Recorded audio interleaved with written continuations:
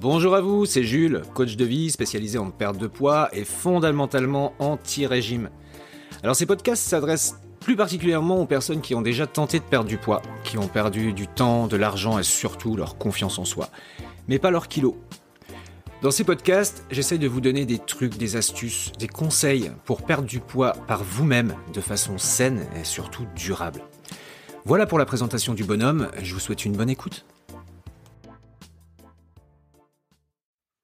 Bonjour à tous, nouveau podcast aujourd'hui, un podcast où je vais me faire plaisir. On va parler des mythes et des réalités concernant la nutrition, la perte de poids, et ce qui va me permettre de répondre à beaucoup de vos questions.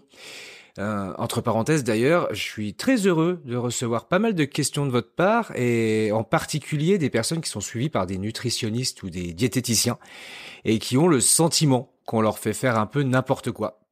Et d'ailleurs c'est le cas. Et voilà, pour rappeler que quand on a un sentiment que quelque chose va pas, généralement, on a raison. On a raison. Il faut voir les aberrations qu'on vous fait faire. Bref, je referme la parenthèse. Donc, on va parler des mythes et des réalités. Et en fin d'épisode, je vais vous expliquer comment fonctionne la perte de poids machinale. Comment réussir à perdre du poids sur le long terme de façon vraiment instinctive, sans y réfléchir, sans se prendre la tête. Bref, on commence. Donc on commence par les mythes et les fausses croyances. Tout d'abord, le petit déjeuner.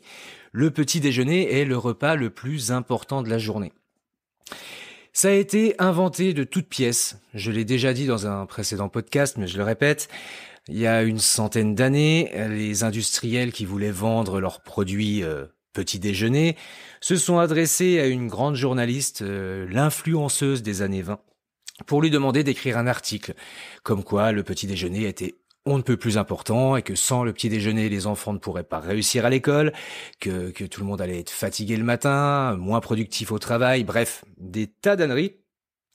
Et étant donné que c'était l'influenceuse de l'époque, tout le monde a repris ça, que ça soit les gouvernements, les médecins, toute la clique, tout l'orchestre, a repris cette info et nous l'a matraqué. Donc, un mythe, vous avez pas faim le matin, vous ne mangez pas le matin, tout simplement. Il y a beaucoup de personnes qui se forcent à prendre un petit déjeuner. Et les fameux diététiciens ou nutritionnistes disent, vous devez en prendre un. Je rappelle que se forcer, c'est synonyme de court terme. On ne se force pas toute sa vie, ça ne peut pas marcher. Bref, le mythe suivant, le fameux gras. Le gras fait grossir. C'est absolument contre-productif, ça peut même être dangereux. J'ai beaucoup de personnes qui me contactent qui fuient le gras à cause de ce mythe. C'est très dangereux. Le système hormonal, immunitaire, le corps en entier a besoin de bonne graisse. Mais je précise bonne graisse. Je parle pas de friture ou de gras de porc ou de mauvaise graisse. L'huile d'olive, les avocats, les jaunes d'œufs bio, les huiles d'oléagineux en général, le poisson gras comme le maquereau et la sardine, c'est ultra important. Sans bonne graisse, à chaque repas, on détruit notre système hormonal. Donc non, le gras ne fait absolument pas grossir. L'excès de gras, peut-être, mais ça reste beaucoup plus léger que les sucres. Donc encore un mythe. Les féculents à chaque repas. Alors ça, c'est fou, parce qu'on va même jusque dans les écoles expliquer aux enfants qu'ils doivent avoir absolument leur portion de pâtes et de riz dans leurs assiettes à chaque repas. C'est pareil, c'est complètement faux. Alors, quelqu'un m'a dit dans un commentaire il y a peu de temps, votre raisonnement date d'il y a 40 ans. C'est un peu vrai. Avant, c'était logique. Pas de féculents à chaque repas. Et il y a une quarantaine d'années, il fallait peut-être vendre des panzani ou du riz lustu cru, peu importe. On nous a dit, mettez des féculents dans chaque assiette, dans chaque repas. Et ça fait une quarantaine d'années qu'on voit que l'obésité explose. Donc, est-ce que c'est vraiment un pur hasard ?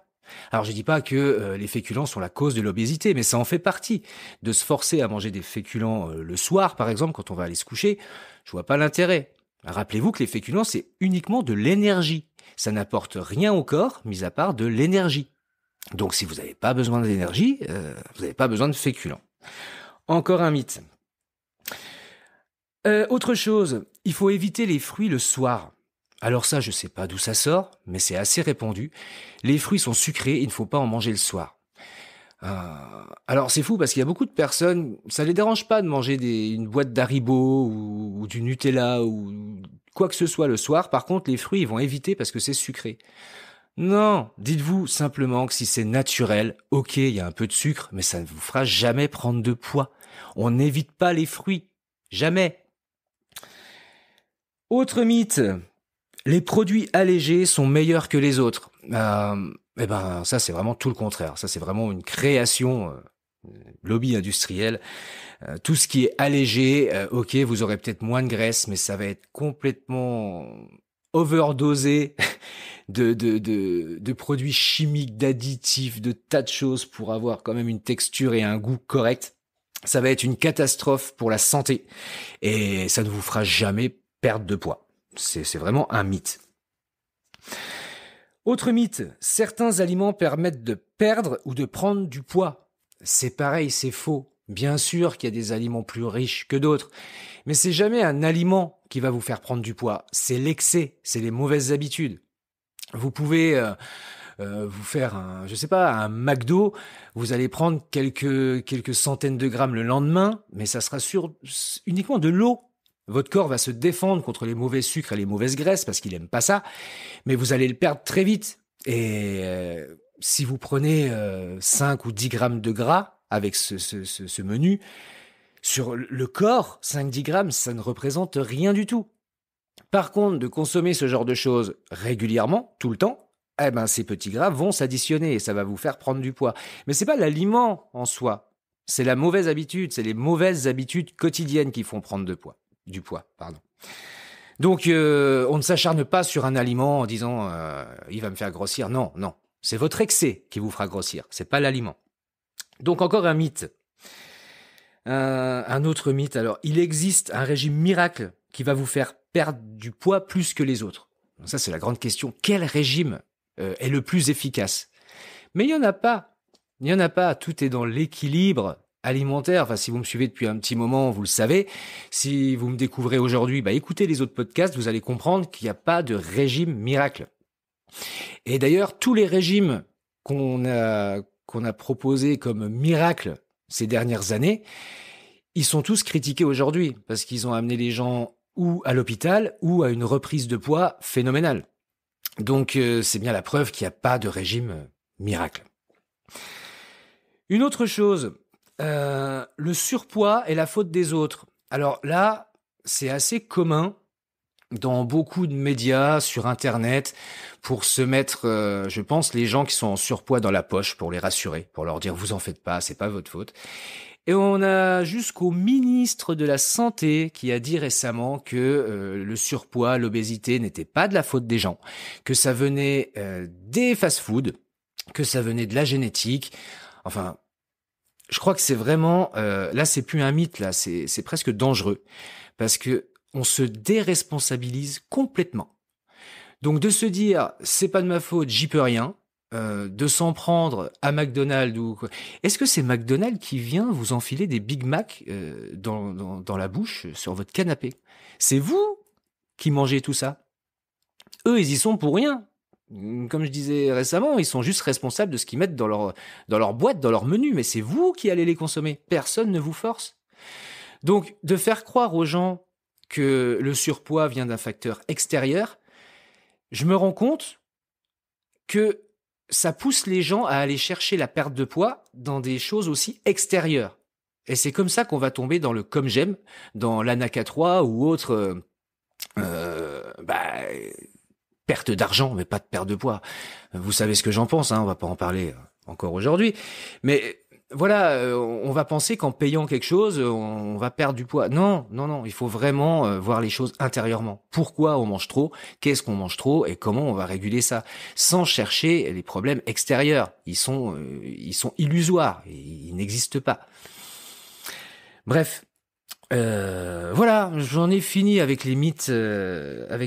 Et deuxième sujet, comment réussir à perdre du poids machinalement?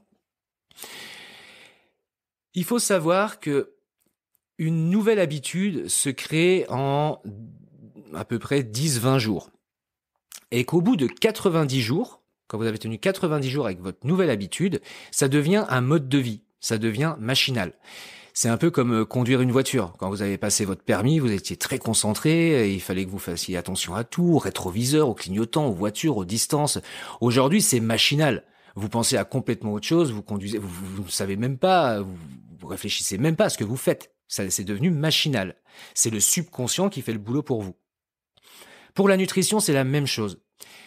Quand on sait ce dont le corps a besoin, que ce soit les protéines, vous connaissez déjà tout ça, on a un panel alimentaire qui est énorme dans chaque nutriment essentiel.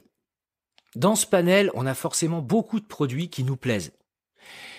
Lorsqu'on crée les nouvelles habitudes, notre nouvelle alimentation saine et perte de poids, on va trouver tous ces aliments-là qui nous plaisent, on va remplir notre caddie de plus en plus machinalement, entre guillemets.